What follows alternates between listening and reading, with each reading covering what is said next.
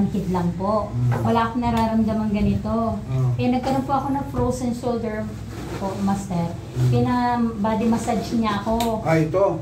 Ng husband ko po. Tapos, body massage niya ako. Kinabukasan po ako pasa.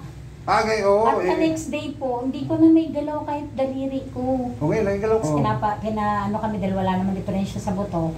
Tapos, inano po, master, punta daw ako sa General Hospital. Ang mahal po ng CT scan, kasi syempre, public hospital. Pag sa private, mas mahal. Hindi na kami tuloy. Tapos, kumuha po kami na manghihilot ulit sa bahay. Yung gaganunin po para lagutokin kasi po may frozen shoulder nga. Pinalagutok. Bone sitting yun. Hindi po naglagutok. Bone sitting yun eh. Ito na po. Kaya ang karamihan sa mga patunog, sinasabi nilang hilot. Hindi hilot yan, bone sitting yan. Ilagay mo bone sitting, huwag sabing hilot. Opo, ito na po, hindi ko po may taas. Dati naiangat mo? Opo, dati, ganyan po nga po, ganun, wala po. Pero dati may diabetes po kasi ako, kaya ito po, biglang nagmanhid siya. Pag naglalakad po ako ng matagal, sumasakit na po. Kaya inutin natin yung mga paa mo. Ay, salamat. Para lumuwag. Kaya nagtutungkol kayo? Opo, kasi baka bigla akong gumano, napapaganon po ako yun. Makadapa ko. Opo, 56 na. Matanda.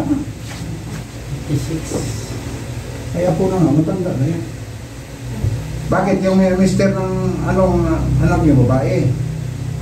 Babae po yung akin. Yung mister niya. Inborn? Suhi ako eh. Hanggang pinapis nyo na lang po. Nawala yung paa. Pero ang dialect namin talaga, sambal. Sambalis. Kami nagwahe Pilipinas. No? Pero kaya po, Iligan. Mindanao. Iligan, Mindanao. Kaya ito hindi makalakad. No? Grabing ugat na kumpulan. Yan o. Sakit. Di na ilutin. Sakit man. Paano talo yung dugo? Barado. Hindi mabarado. Kulang bang supply ng dugo? Yan o. Grabing bukol. Ayusin. Kaya maglakas siya nakatungkol. Hindi talaga ako mabalik dito sa buong buhay ko. Nanumpa ako habang nakadapa siya na may karayom ng ulo niya. Ang ulo niya, karayumin yan. Dito spinal, puro karayom yan. Ang tawag niya? Tanong yung karayom. Nagagamit po sila ng acupuncture. Acupuncture? Opo. Paliwanag sa'yo, anong gusto mo? Acupuncture o yung tanggalin natin yung pateng dugo? Sabi niya. magawa po yung braso niyo. Hindi magana, kaya hindi niya madaganan. Ito tandaan mo, balikat mo, hindi umangat. Ang trigger points niyan saan?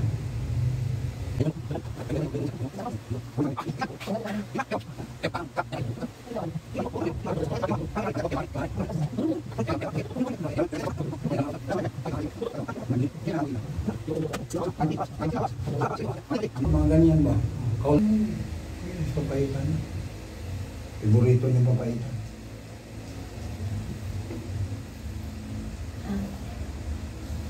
Ano okay? Sakit talaga yan kasi mga kwan yan eh, lumig yan.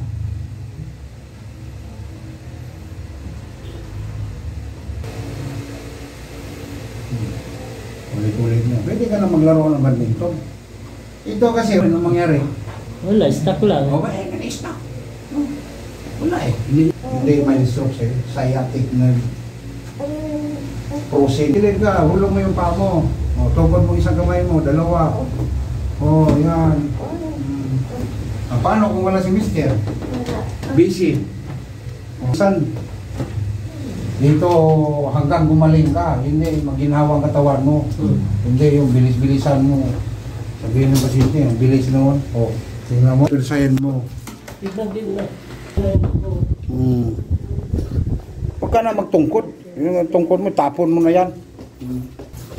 Kasi, alam mo na eh, hanggang kamay si kasisyong din. Oh. Pero hindi ko naman pinipilit, magsisyong kayo. Oh. Kasi naintindihan ko mga financial eh. Oh. Salamat. Thank you.